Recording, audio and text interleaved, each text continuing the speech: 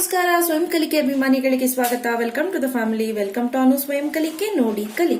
ಸ್ನೇಹಿತರೆ, ಇವತ್ತಿನ ದಿನ ಮಂಡಕ್ಕಿ ಅಥವಾ ಕಡಲೆಪುರಿನ ಉಪಯೋಗಿಸಿಕೊಂಡು ಯಾವ ರೀತಿ ಒಂದು ಸಿಂಪಲ್ ಆಗಿ ಬ್ರೇಕ್ಫಾಸ್ಟ್ ರೆಸಿಪಿ ಮಾಡೋಣ ಅಂತ ಹೇಳ್ಕೊಡ್ತೀನಿ.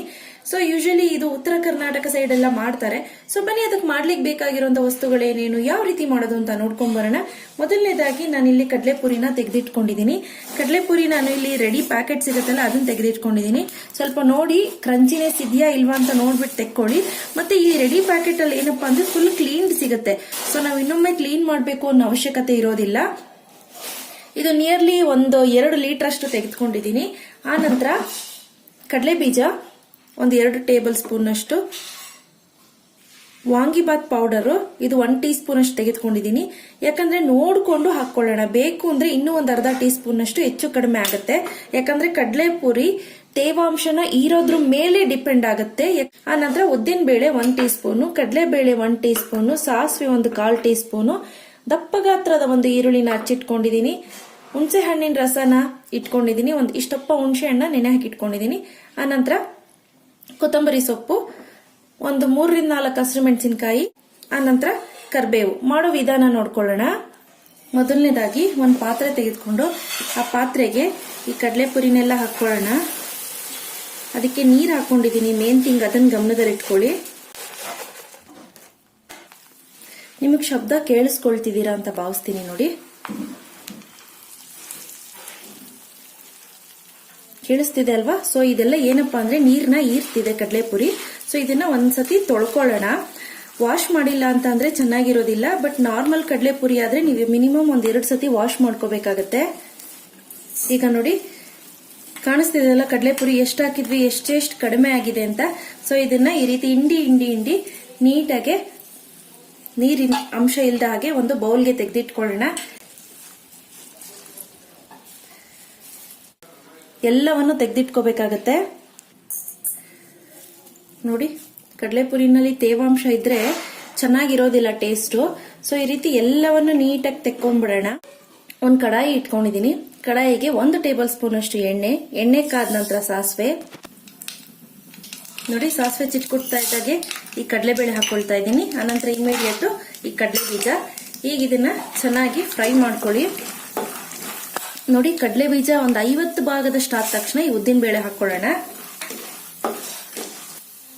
ನೋಡಿ, ಈಗ ಇದಕ್ಕೆ ಹಸಿರು ಮೆಣಸಿನಕಾಯಿ, ಆನಂತರ ಈ ಕರಿಬೇವು ಎಲ್ಲವನ್ನು ಹಾಕೊಳ್ತಾ ಇದ್ದೀನಿ. ನೋಡಿ, ಈ ಸಮಯದಲ್ಲಿ ಆಲ್ಮೋಸ್ಟ್ ಕಡಲೆ ಬೀಜ ಆಗಿದೆ, ಕಡಲೆಬೇಳೆ ಉದ್ದಿನ ಬೇಳೆ ಕೂಡ ಆಗಿದೆ. ಈಗ ನಾನು ಈರುಳ್ಳಿನ ಹಾಕೊಳ್ತಾ ಇದ್ದೀನಿ. ಓಕೆ, ಈಗ ಫ್ಲೇಮ್ ಸ್ವಲ್ಪ ಜಾಸ್ತಿ ಮಾಡಿಕೊಂಡು ಫ್ರೈ ಮಾಡ್ಕೊಳ್ಳಿ. ಚೆನ್ನಾಗಿ ಈರುಳ್ಳಿ ಸಾಫ್ಟ್ ಆಗಬೇಕು. ನೋಡ್ಕೊಂಡು ರುಚಿಗೆ ತಕ್ಕಷ್ಟು ಉಪ್ಪು, ನಿಮ್ಮ ರುಚಿ ಅನುಸಾರವಾಗಿ ಉಪ್ಪನ್ನು ಹಾಕೊಳ್ಳಿ. ಸ್ನೇಹಿತರೆ, ಕಡಲೆಪುರಿನಲ್ಲಿ ಉಪ್ಪಿನ ಪೂರಿ ಆದ್ರೆ ನೀವು ಉಪ್ಪನ್ನ ನೋಡಿ ಹಾಕೊಳ್ಳಿ. ಇಲ್ಲ ಸಪ್ಪೆ ಪೂರಿ ಅಂದ್ರೆ ನಾರ್ಮಲಿ ಎಷ್ಟು ಬೇಕಾಗುತ್ತೋ ಅಷ್ಟೇ ಉಪ್ಪು ಹಾಕೋಬಹುದು, ತೊಂದರೆ ಇಲ್ಲ. ಸೊ ಉಪ್ಪು ಹಾಕೋದ್ರಿಂದ ಬೇಗ ಕೂಡ ಫ್ರೈ ಆಗುತ್ತೆ. ಈಗ ನೋಡಿ ಸ್ನೇಹಿತರೆ, ಒಂದು 1/4 ಟೀ ಸ್ಪೂನ್ ಅಷ್ಟು ಅರಿಶಿನ. ನಾನು ಅರಿಶಿನ ತೋರಿಸಿರ್ಲಿಲ್ಲ, ಸಾರಿ, ಸ್ಕಿಪ್ ಮರ್ತು ಬಿಟ್ಟಿದ್ದೆ. ಈಗ ವಾಂಗಿಬಾತ್ ಪುಡಿ. ಈಗ ಇದನ್ನೆಲ್ಲ ಹಾಕ್ಬಿಟ್ಟು ಚೆನ್ನಾಗಿ ಮಿಕ್ಸ್ ಮಾಡ್ಕೊಳ್ಳಿ. ಇಮಿಡಿಯೇಟ್ ಫ್ಲೇಮ್ನ ಕಡಿಮೆ ಮಾಡ್ಕೊಂಡ್ಬಿಡಿ. ಆ ನಂತರ ನಾನು ಕಿವುಚಿಟ್ಕೊಂಡಿರುವಂತ ಈ ಹುಣಸೆ ಹಣ್ಣಿನ ರಸ. ಈಗ ಇದನ್ನ ಚೆನ್ನಾಗಿ ಫ್ರೈ ಮಾಡ್ಕೊಳ್ಳೋಣ.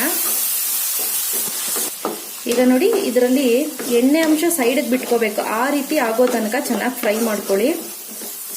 ಈಗ ನೀವು ನೋಡ್ತಿರ್ಬೋದು, ಆಲ್ಮೋಸ್ಟ್ ಫುಲ್ ಗಟ್ಟಿ ಕೂಡ ಆಗಿದೆ, ಮತ್ತೆ ಎಣ್ಣೆ ಅಂಶ ಬಿಟ್ಕೊಂಡಿದೆ. ಈಗ ನಾನೇನ್ ಮಾಡ್ತೀನಿ, ನಾನು ತೊಳೆದಿಟ್ಕೊಂಡಿರುವಂತ ಈ ಕಡಲೆ ಪುರಿನ ಇದಕ್ಕೆ ಹಾಕೊಳ್ತಾ ಇದ್ದೀನಿ. ಫಸ್ಟ್ ಒಂದು ಸ್ವಲ್ಪ ಹಾಕೊಂಡು ಮಿಕ್ಸ್ ಮಾಡಿ ನೋಡ್ಕೊಳ್ಳೋಣ. ನೋಡಿ, ಈ ತರ 2 ಸ್ಪೂನಿನ ಸಹಾಯದಿಂದ ಈ ರೀತಿ ಮಿಕ್ಸ್ ಮಾಡ್ಕೊಳ್ಳಿ. ಎಸ್, ಇನ್ ಸ್ವಲ್ಪ ಇಡ್ಸತ್ತೆ, ಧಾರಾಳವಾಗಿ ಇಡ್ಸತ್ತೆ. ಸೊ ಈಗ ಇದನ್ನೆಲ್ಲ ಹಾಕ್ಬಿಟ್ಟು ಈ ಕಡಲೆಪುರಿ ಏನಿದೆ ಅದು ಚೆನ್ನಾಗಿ ಬಿಸಿ ಆಗಬೇಕು. ಅಲ್ಲಿವರೆಗೂ ಚೆನ್ನಾಗಿ ಇದನ್ನ ಫ್ರೈ ಮಾಡ್ಕೊಳ್ಳೋಣ. ಸ್ನೇಹಿತರೆ, ಇನ್ನೂ ಒಂದು ರೆಸಿಪಿ ಮಾಡ್ತಾರೆ. ಹುರ್ಗಡ್ಲೆ ಮತ್ತು ಕಡಲೆ ಬೀಜನ ಎರಡನ್ನು ಮಿಕ್ಸ್ ಮಾಡಿಬಿಟ್ಟು ಇದ್ರ ಮೇಲೆ ಉದುರಿಸ್ತಾರೆ. ಅದು ಚೆನ್ನಾಗಿರುತ್ತೆ.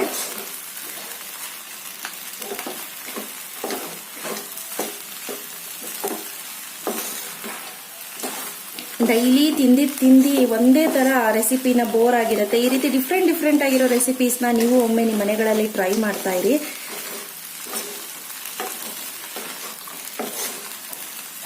ಸೊ ಇದು ಫುಲ್ಲು ಬಿಸಿ ಆಗೋ ತನಕ ನಾವು ಇದನ್ನ ಚೆನ್ನಾಗಿ ಬಿಸಿ ಮಾಡ್ಕೋಬೇಕು. ಓಕೆ ಸ್ನೇಹಿತರೆ, ಈಗ ಆಗಿದೆ. ಫೈನಲಿ ಸ್ವಲ್ಪ ಕೊತ್ತಂಬರಿ ಸೊಪ್ಪನ್ನ ಉದುರಿಸ್ಕೊಳ್ಳೋಣ. ಒಂದೊಳ್ಳೆ ಮಿಕ್ಸ್ ಕೊಟ್ಬಿಟ್ಟು ಇಮಿಡಿಯೇಟು ಆಫ್ ಮಾಡ್ಕೊತೀನಿ.